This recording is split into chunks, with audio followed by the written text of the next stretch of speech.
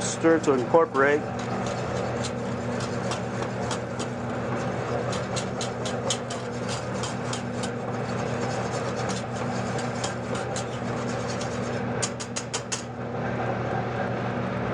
Let it come back to the boil and turn it down and let it simmer.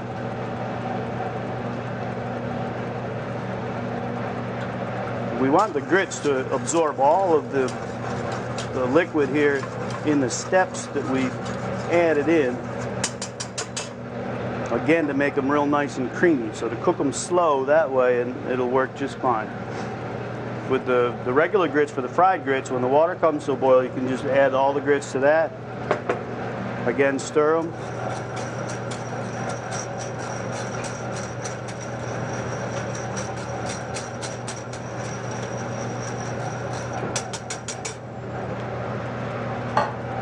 Again, let it come back to a boil.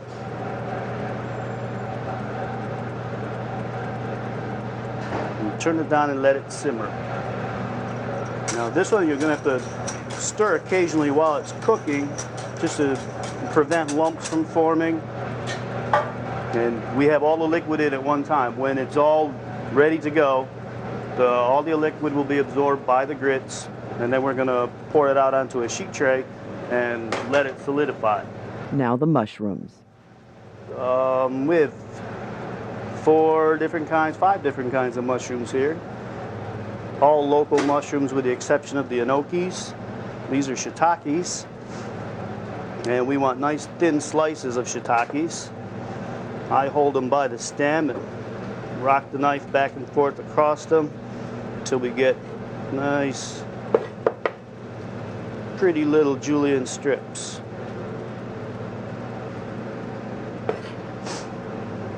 And we have some regular button mushrooms.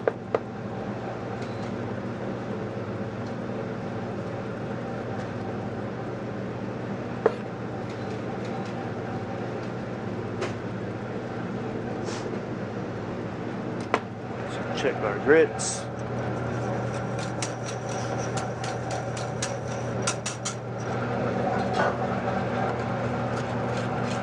And our creamy grits have about absorbed all of the cream that's in at that time.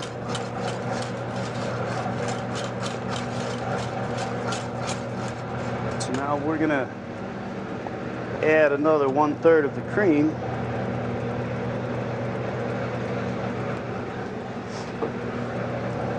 Stir that in and let the grits cook and absorb all that.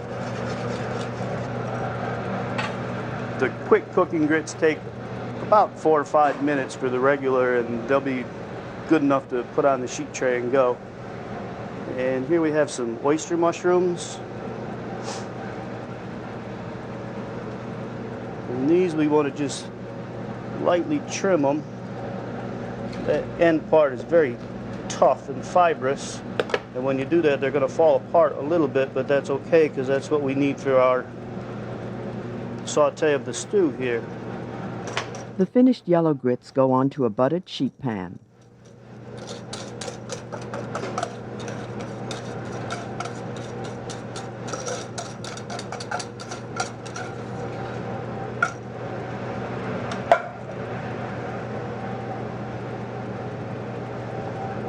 Get them, spread them about an equal thickness, about 1/4, 1/2 inch, I mean, something.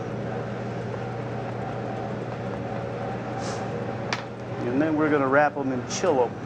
It's best to let them chill overnight so that they're good and solid so we can cut them for the pan fry. The creamy grits employ a method similar to that used with risotto. One more addition of cream will be absorbed. There. Meanwhile, chopped shallots and garlic are softened with rosemary and thyme added to the pan. The vegetables are in clarified butter, and after softening, the mushrooms are added.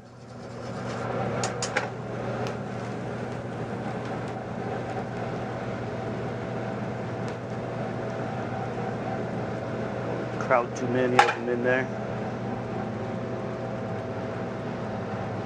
Need a little more butter.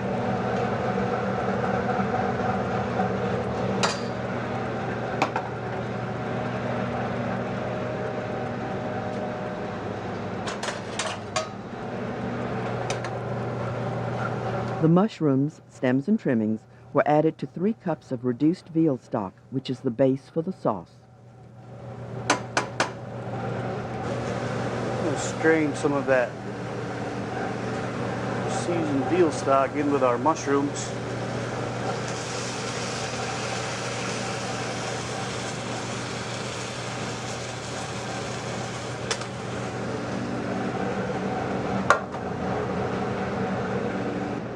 The solidified grits are cut. I like to use diamonds.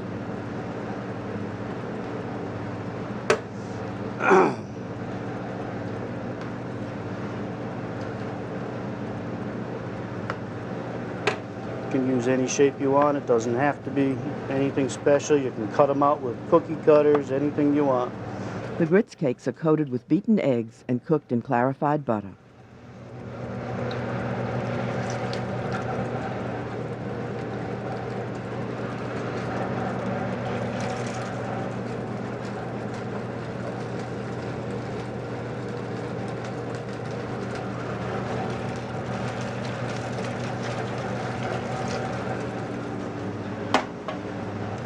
They cook less than a minute aside.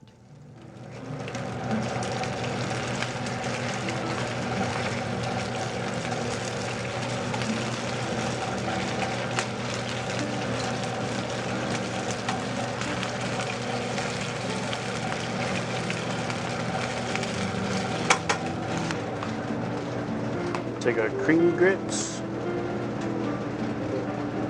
portion of them right in the center of the plate. And then take some of our mushroom stew.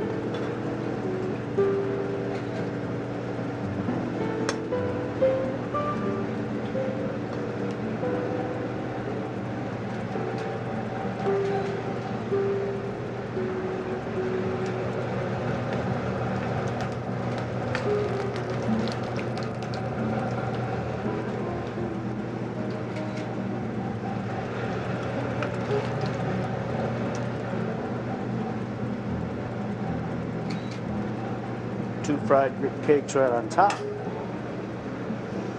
Garnish with some enoki mushrooms. And some fresh herbs.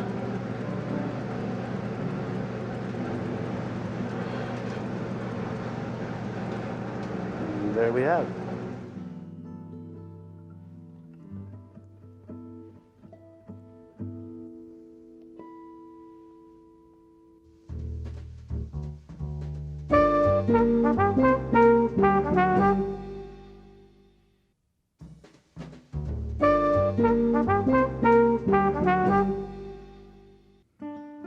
Pierre Gardin's culinary roots began impressively in Dijon, France. He came to the United States in 1983, working in and around Chicago. At taping time, he was executive chef at the Sofitel Hotel in Minneapolis. He reveals his classic French technique with Minnesota pheasant in wild mushroom cream sauce. Using a mandolin, the chef thinly slices carrot, zucchini, and yellow squash for the vegetable tillon.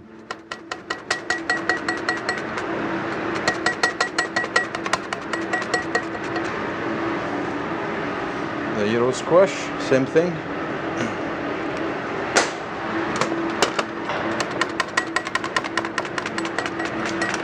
These will be steamed very quickly.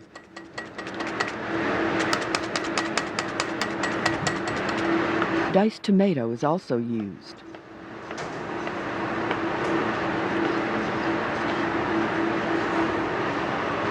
It's cooked in olive oil.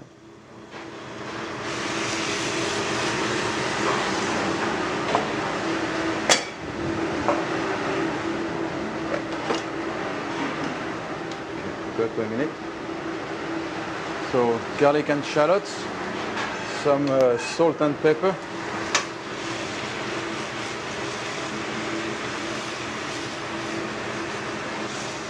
You cook them until almost all the water is gone to make like almost like a concassé. Just put them in the pot. Fresh spinach is wilted in olive oil. Again, salt, pepper.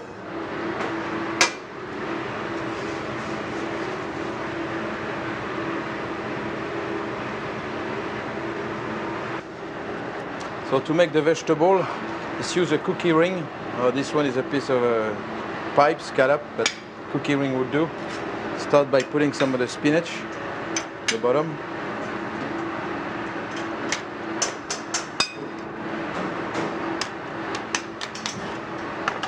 Some of the yellow squash.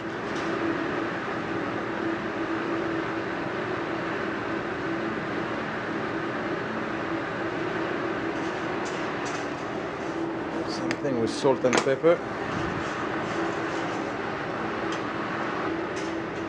Some of the carrots.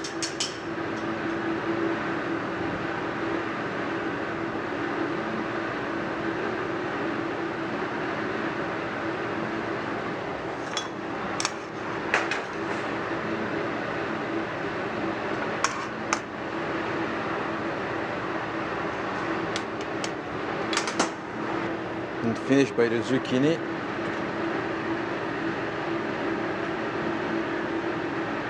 The tian will be topped with grated Parmesan cheese and put under a broiler.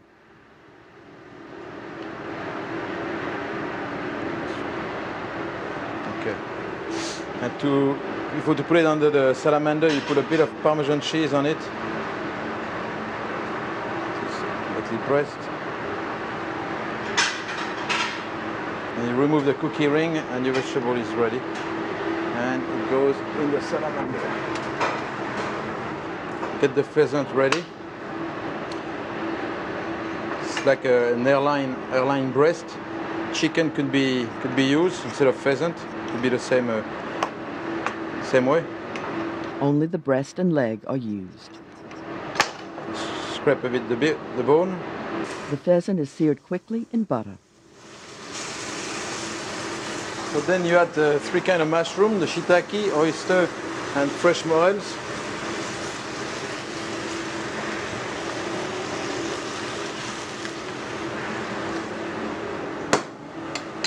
Salt and pepper on the mushroom.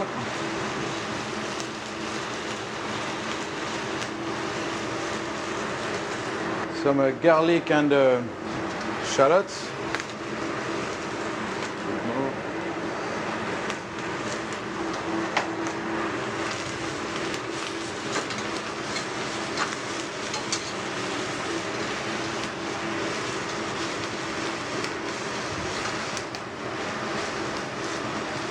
Then reduced veal stock is added.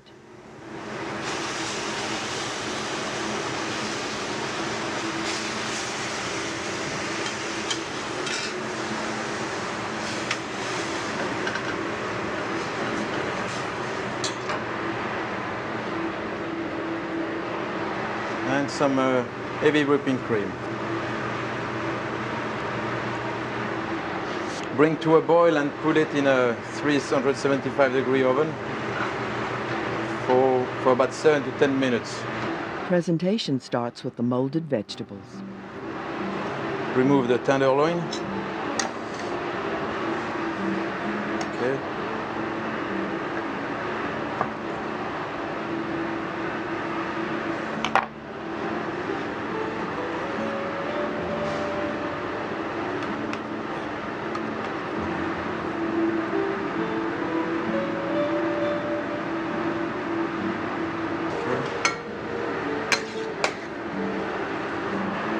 Mushroom on it.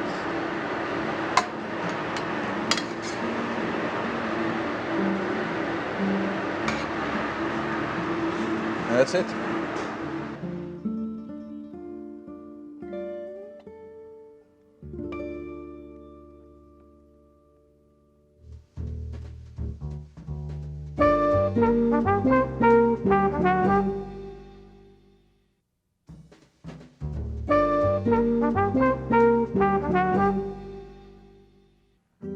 Shane Goringe's pastry shop, Zoe's, named for his daughter, is a flourishing operation on the north shore of Lake Pontchartrain, outside of New Orleans.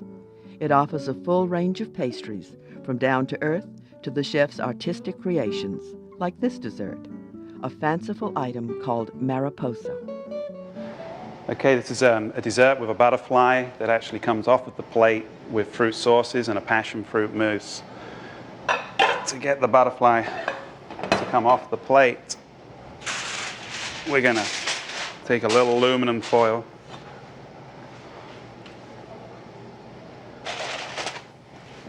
and parchment. Bring the sides off the plate.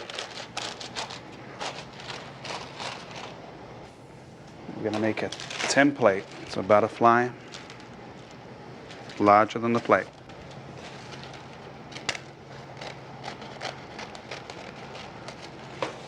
Okay, we're going to lay this on the plate and draw on and off the plate. This is melted tempered chocolate.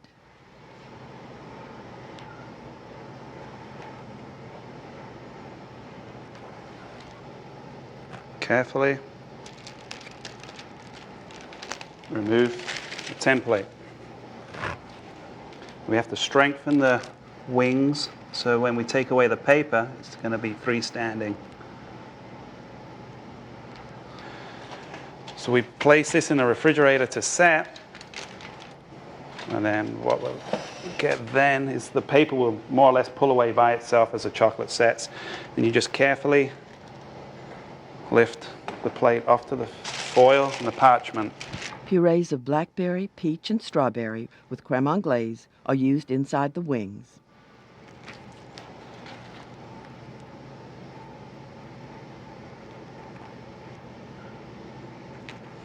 This is the creme anglaise.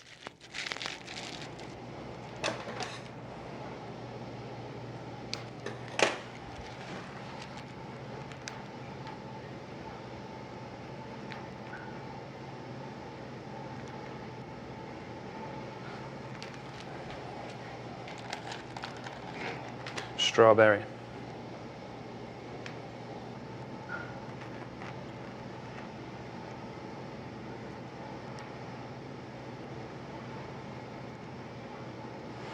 Then we just repeat.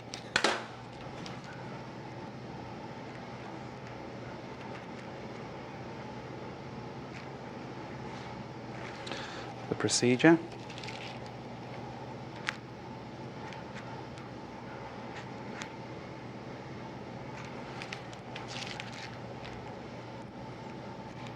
Go.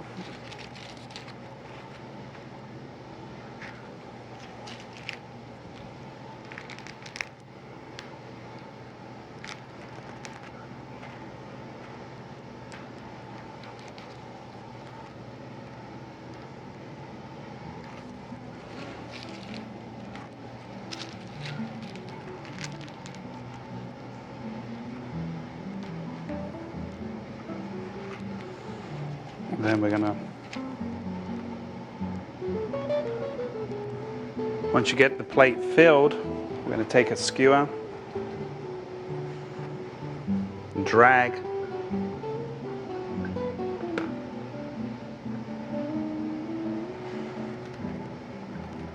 all the sauces up through each other onto the top of the plate.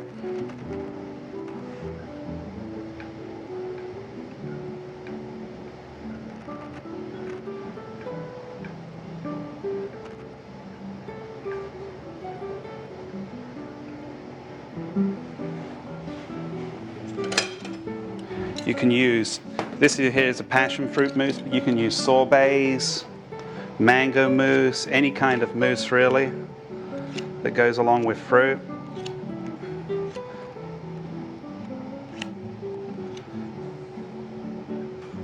The body. And then we're going to make the tail with the fruit.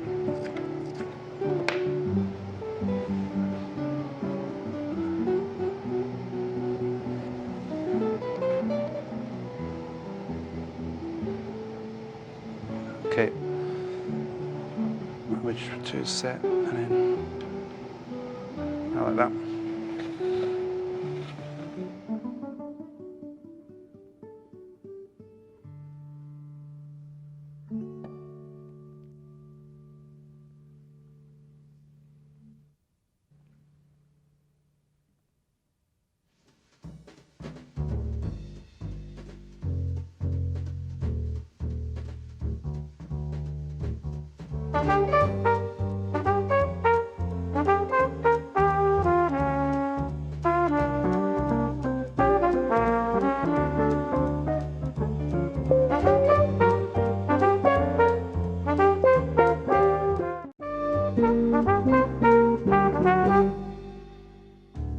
Welcome to Great Chefs, a culinary tour of the United States featuring some of the country's finest chefs.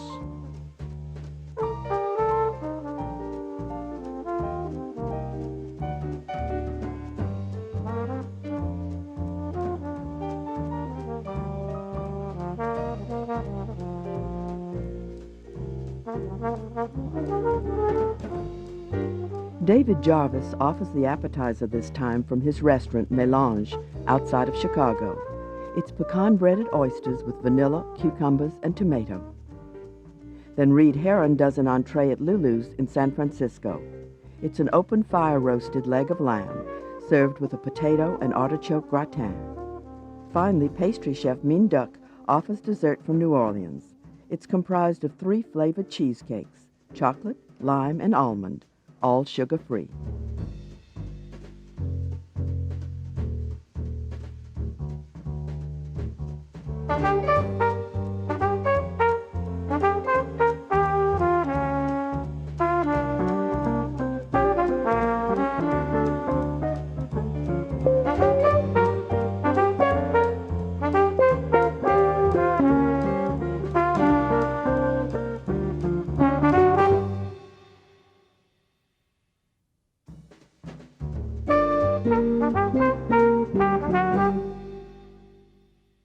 David Jarvis, along with a number of Chicago chefs, cut his teeth with Jean Banchet at Le Francais, north of the city. Later, he also worked with Wolfgang Puck in California. In 1986, he opened his own restaurant, Mélange, in a northern suburb.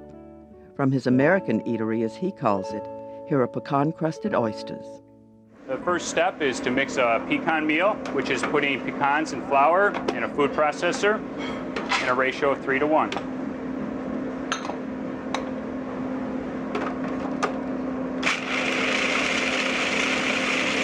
When you grind it in the food processor, you want it to come out like a meal where it's tacky to your hand and not too dry.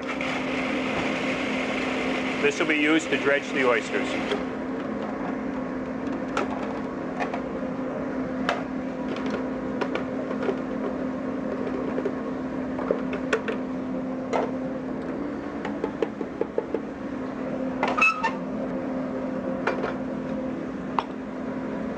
So it packs like that when it comes out of the machine. I took oysters, Long Island style, on the half shell. I'm going to use the shell to garnish the plate.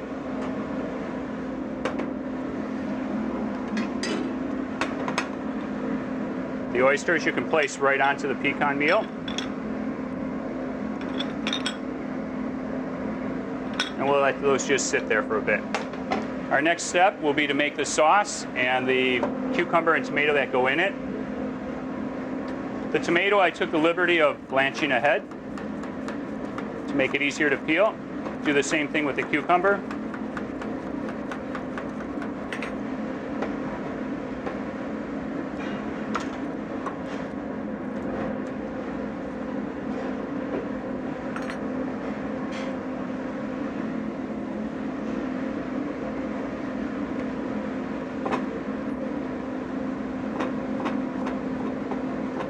The dice on the cucumber is not that critical, so it can be whatever form you want, very fine or very rough.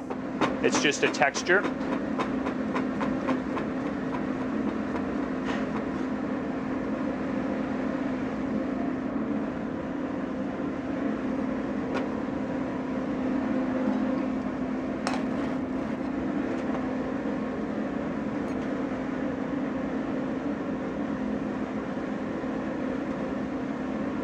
By blanching the tomato, it makes the peel come off very easy.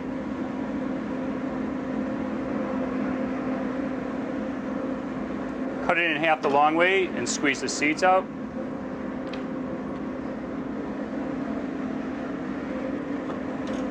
And from here, like the cucumber, we dice very fine or rough, depending on what you prefer.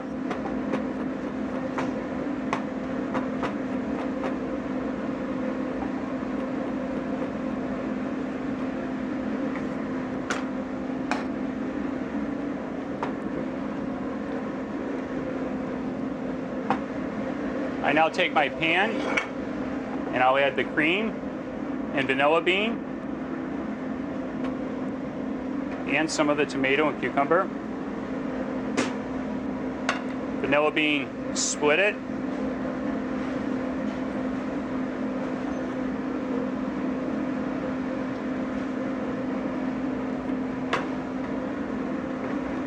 A little salt and pepper. And we put it on the stove and reduce that to a sauce consistency, and we'll finish it with butter. Meanwhile, in our other pan, using butter or oil, we make the pan hot, and now we coat the oysters with the pecan meal.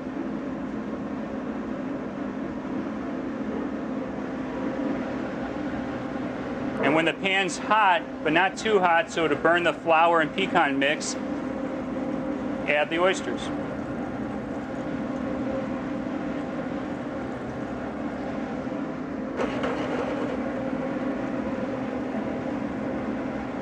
Once the oysters are in the pan, I see how the heat is responding. I can turn it up or down depending upon what's needed. Adding a little bit more oil or butter also, whether or not it needs it. And as I'm working the cream, I'll take the vanilla bean and press it into the cream to extract the seeds of the vanilla.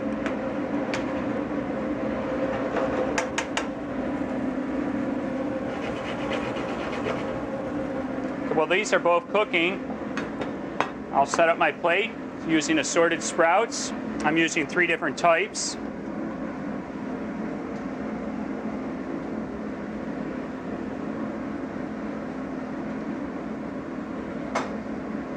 I make a little in the center like a salad and a couple little piles on the sides to put the shells. When it's like that, where it's almost sauce consistency, I'll add the butter, turn my heat down. At the same time, I'll check my oysters.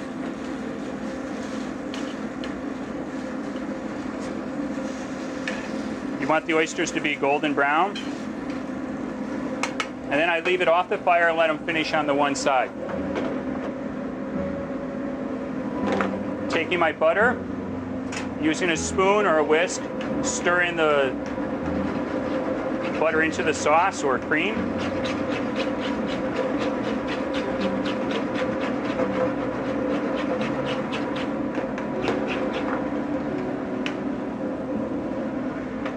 Taste it. Needs more salt or pepper, add it.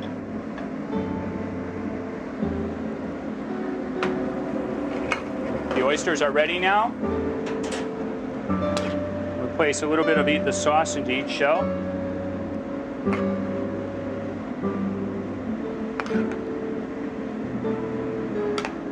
Drizzle a little of the extra sauce around the plate.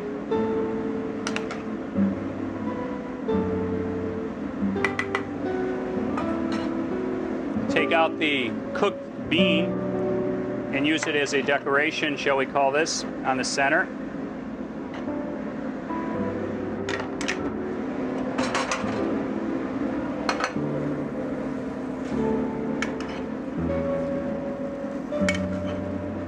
Put an oyster on top of each sauce.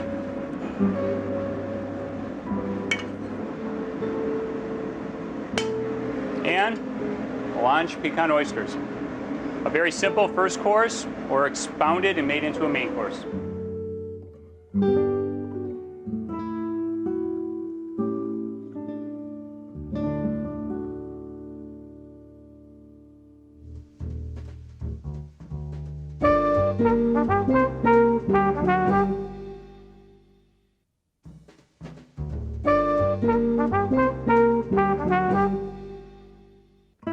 Reed Herron is a busy guy. He opened Lulu's in 1993, and it was an immediate hit in San Francisco. That same year, he launched his first cookbook, then opened a Mexican restaurant called Marimba's, then a second Lulu's, a bistro-like operation with an oyster bar.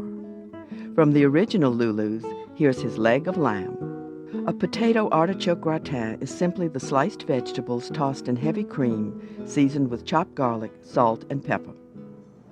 Some salt and some fresh ground black pepper.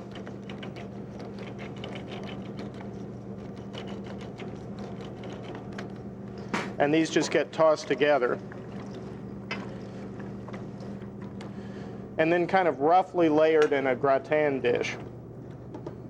This is very rustic, sort of country food, so we're not being terribly obsessive about precise thicknesses on the vegetables.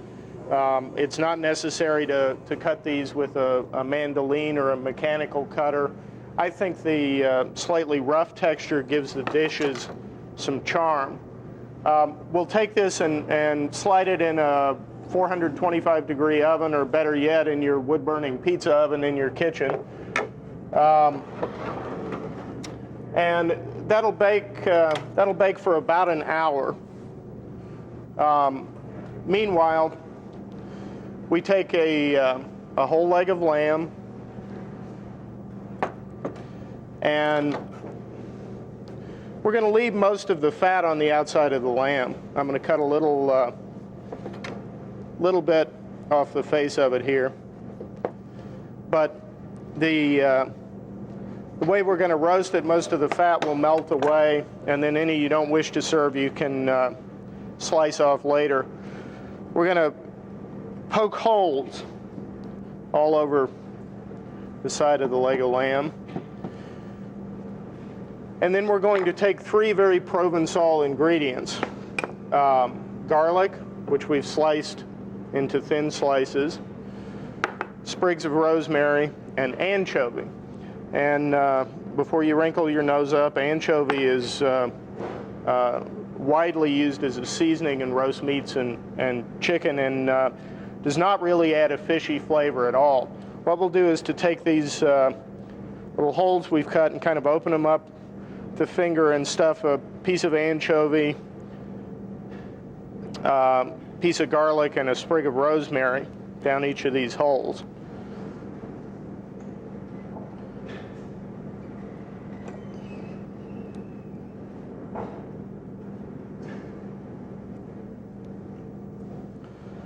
You can see there's studs of garlic and rosemary and anchovy all over both sides. We've rubbed it generously with salt and pepper.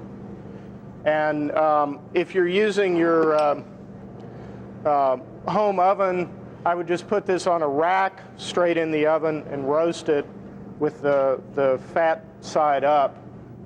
If you're using your wood-burning rotisserie in your home oven, in your home kitchen, take your skewers, and we will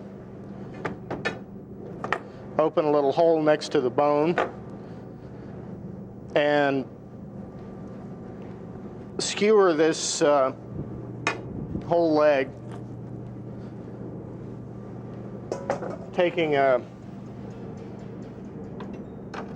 clip to hold the meat at one end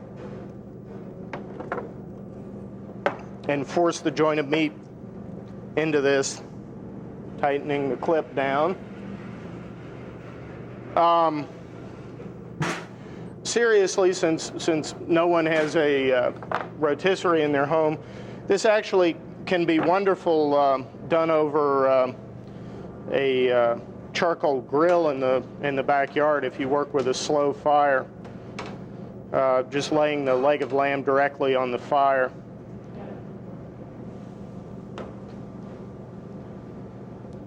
So as you see, now we have the leg of lamb is tightly secured on here with the rosemary, and we put it on the rotisserie.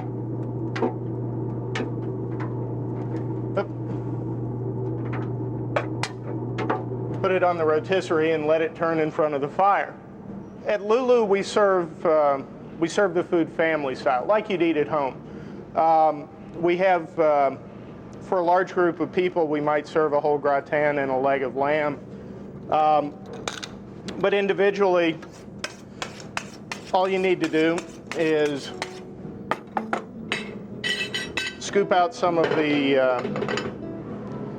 potato and artichoke gratin, which you can see is baked up to a nice kind of creamy, firm texture here. Make sure you serve plenty of the brown part on top. That's the best. And then we'll take the leg of lamb and just slice straight down in thin, even slices. And go ahead and leave the herb sprigs in. They had a nice kind of rustic touch to the dish. And we'll take a couple of slices of lamb.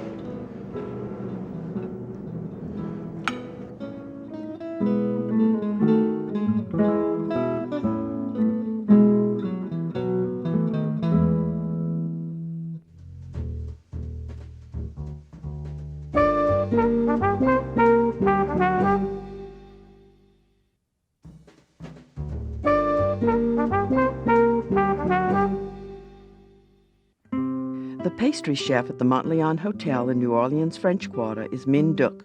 In addition to the normal range of hotel activities, she is responsible for Le Café, the hotel's dining room. The menu offers a number of sugar-free desserts, which the chef offers here, featuring cheesecake. The chef begins by preparing the chocolate base for the 3 cheesecakes.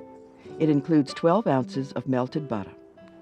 And 3 tablespoons cocoa powder with a little bit water. Did you get the spoon? Yeah. The cocoa water mixture is incorporated into the melted butter. 1 tablespoon vanilla.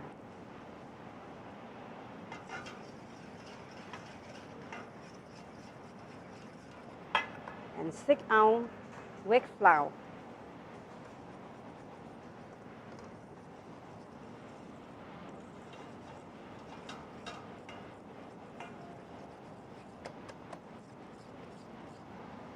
And 8 whole eggs.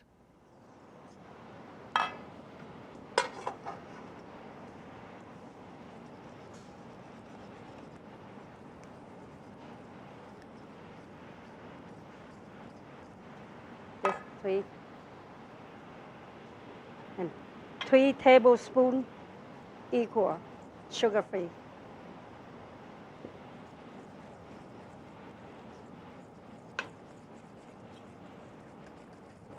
This will make the bottom of the sugar-free cheesecake.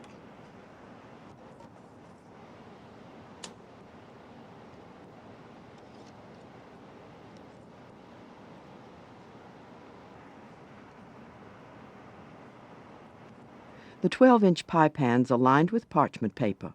Bake for 8 to 10 minutes at 350 degrees.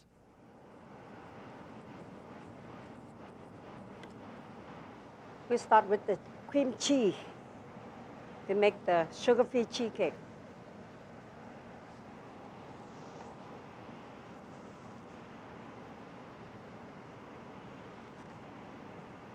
We have 3 pounds of cream cheese.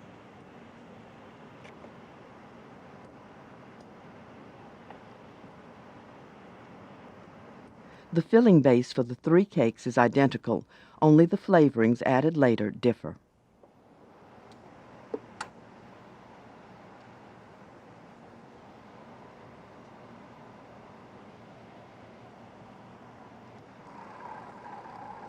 In addition to the cream cheese, 1½ cups of the sugar substitute, 2 tablespoons of vanilla, and 10 ounces of sour cream will be added. The chocolate bases are out of the oven and cooling, and the chef prepares the 3 flavorings in different bowls.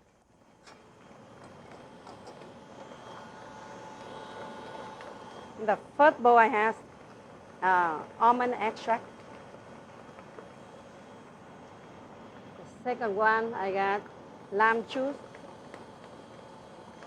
And the third bowl is cocoa powder mixed with water.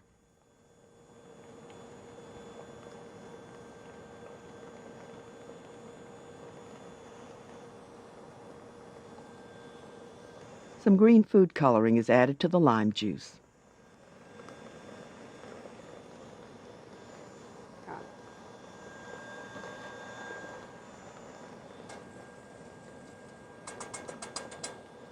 The cream cheese mixture is portioned into the 3 bowls, and using a whisk, the chef incorporates each flavor.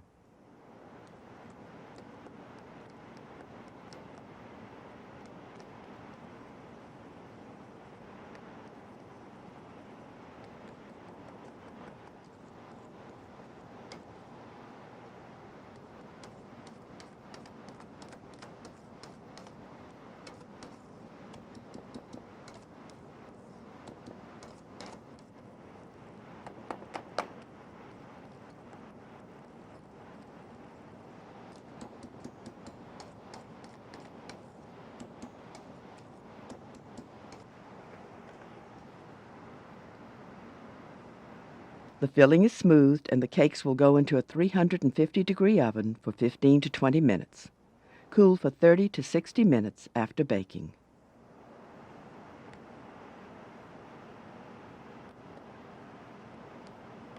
After cooling, the cakes are inverted onto cardboard discs, and the parchment paper is removed.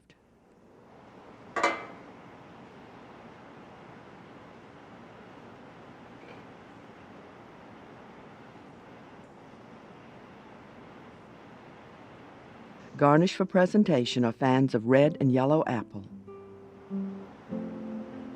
Dipping a knife in hot water, the chef plates 3 triangular wedges of cake per serving.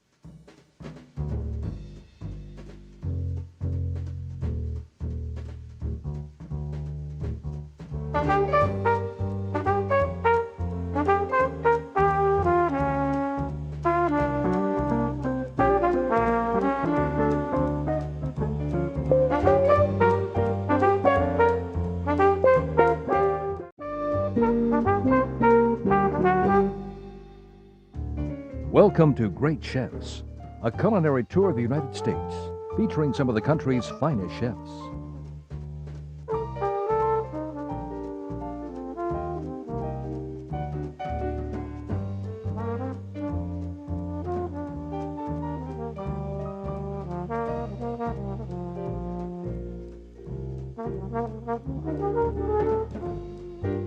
The appetizer is prepared by Philip Lowe from Las Vegas. He steams small tofu cups filled with finely diced carrot, celery, red bell pepper, and mushrooms. Then a tuna entree is offered by Mark Lipman at the Raleigh Hotel at Miami Beach. It's served over a variety of oriental vegetables, including baby bok choy and Chinese broccoli. Lisa Liggett does dessert from the Windsor Court Hotel in New Orleans. It's a chocolate-coated mousse pyramid with orange caramel sauce and chocolate garnish.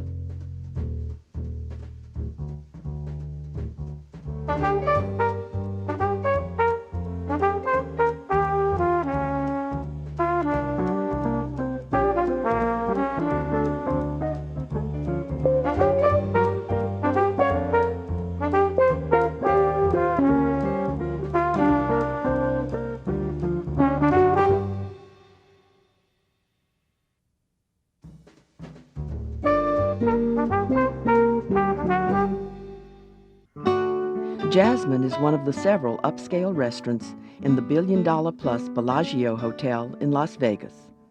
The executive chef there is Philip Lowe.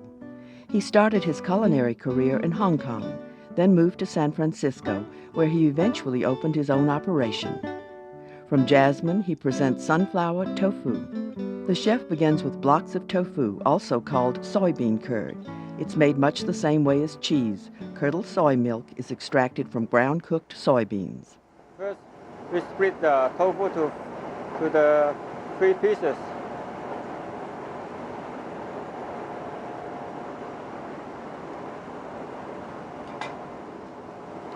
And using the sunflower mold to cut it. The firmness of a tofu cake depends on how much whey has been pressed out during processing. It's a great health food, easy to digest, low in calories, calcium and sodium, but high in protein and cholesterol-free.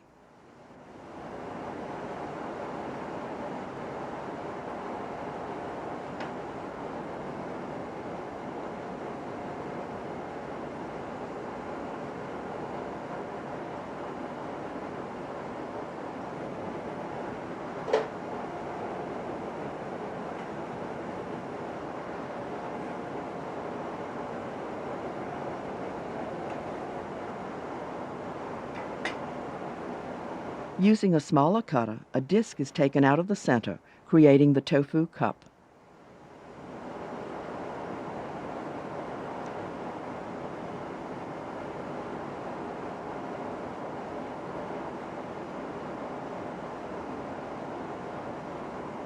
And then using the small knife to cut out the middle.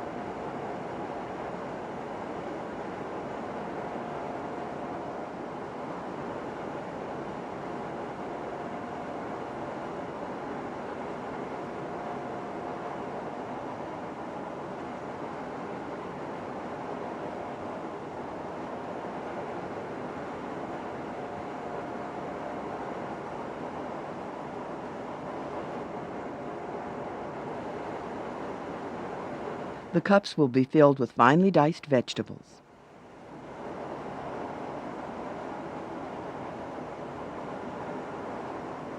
The other ingredients celery, carrot, bell pepper, and mushroom and cedar. So we're going to mix all these vegetables.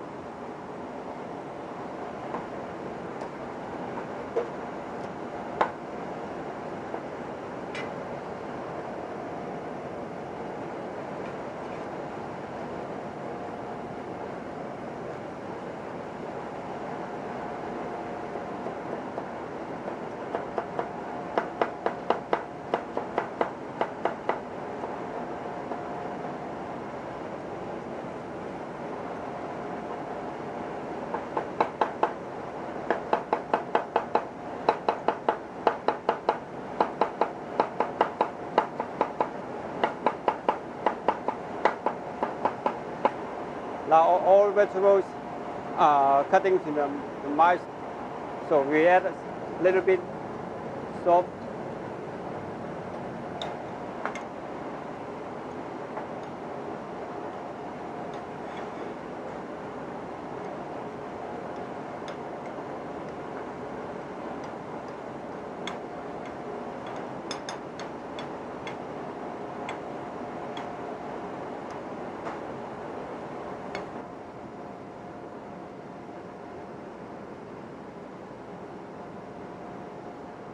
Tofu alone has a bland, nutty-like flavor, but when cooked with other ingredients, it tends to pick up the flavor, in this case, vegetables.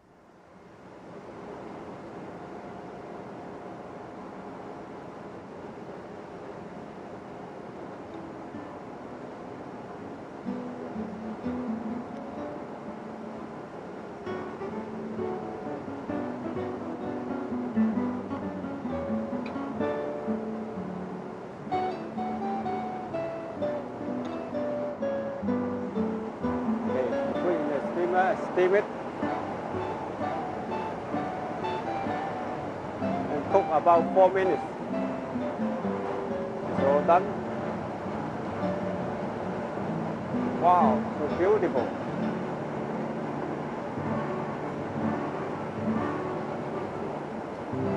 serving with the soy sauce.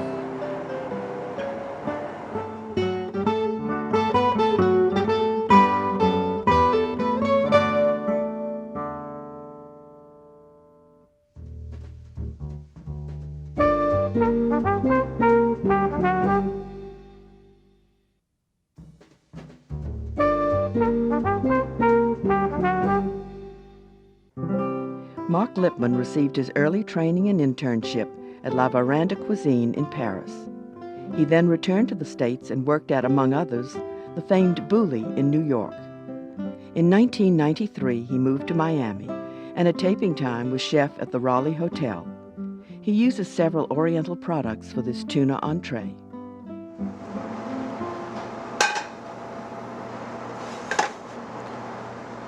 Get your saute pan hot, and then get your vegetables ready. I'm going to be using baby bok choy. Just split it in half. Some yellow pepper. Some red pepper.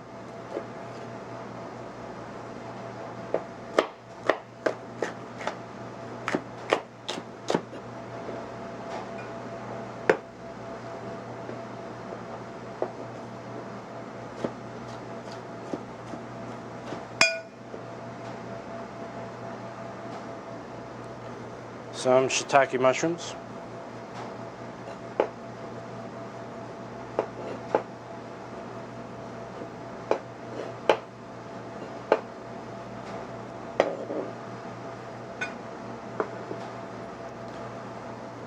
Chinese broccoli. It's also called geilan. It's not the kind of broccoli President Bush disliked. It has soft green leaves, small white bloom, and edible stalks.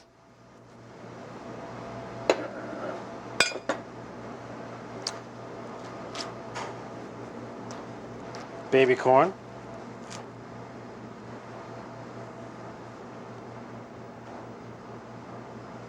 And baby carrots. I use sesame oil.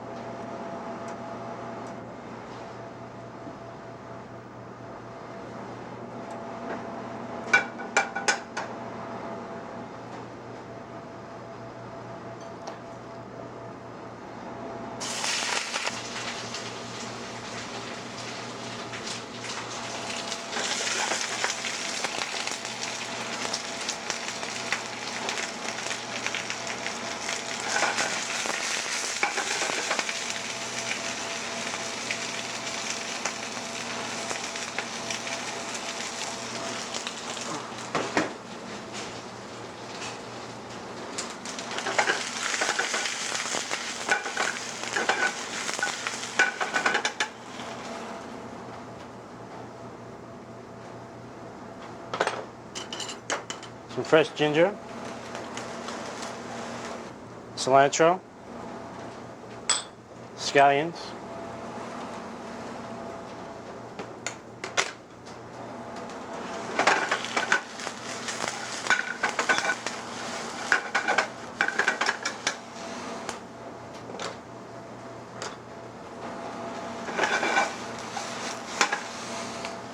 some soy sauce,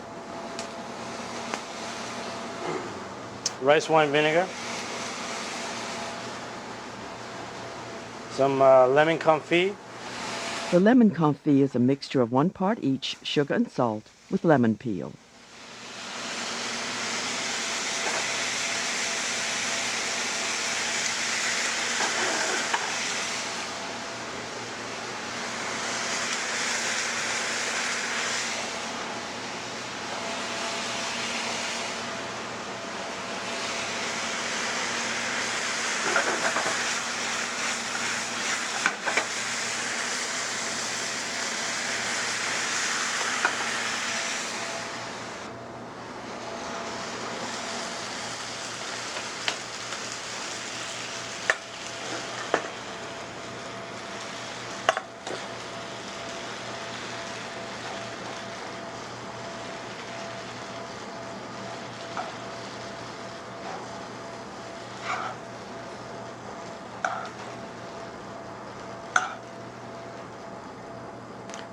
build it up in the middle of the plate.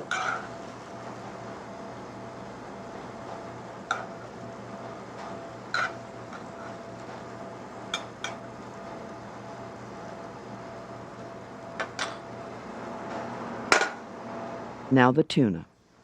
We dredge it in some cumin.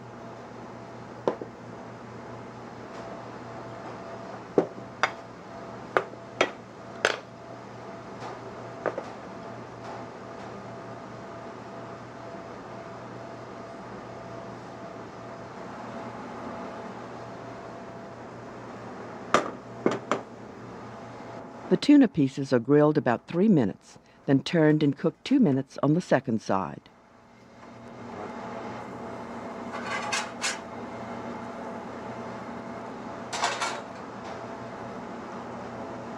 Soba, the Japanese noodles made from buckwheat, are deep fried for garnish. Tuna takes about 2 minutes on each side, depending on the thickness.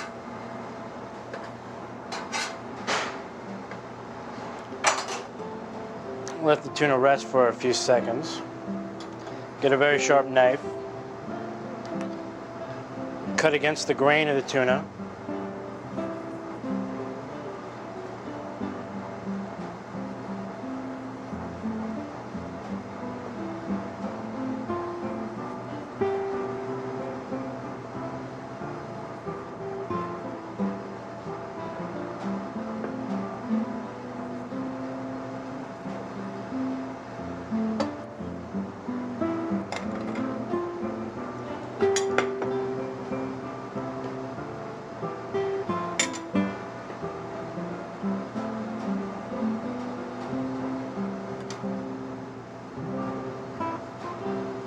Place the tuna on top of the vegetables in a tic-tac-toe pattern.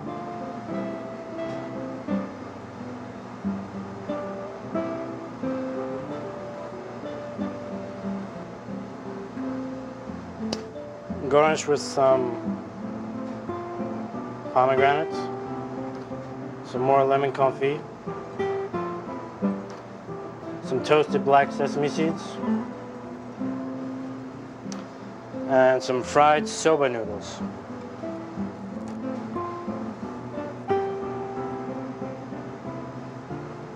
That's it.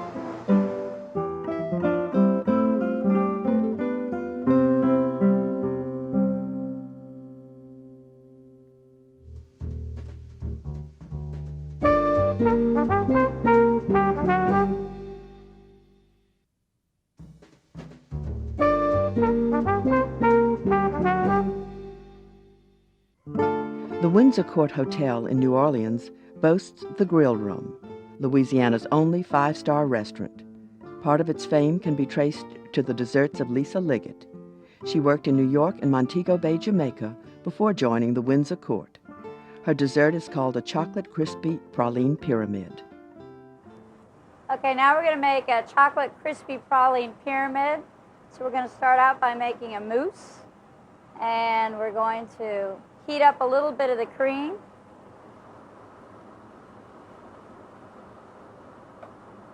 And we're going to whip the rest of the cream. There's about 2 cups of heavy cream here.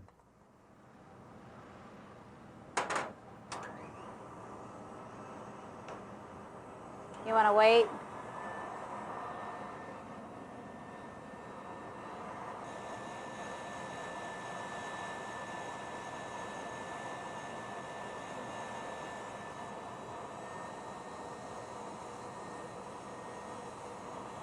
Okay, I think we're ready.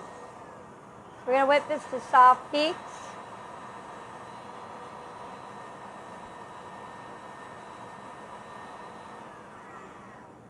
We're going to melt our chocolate in the microwave.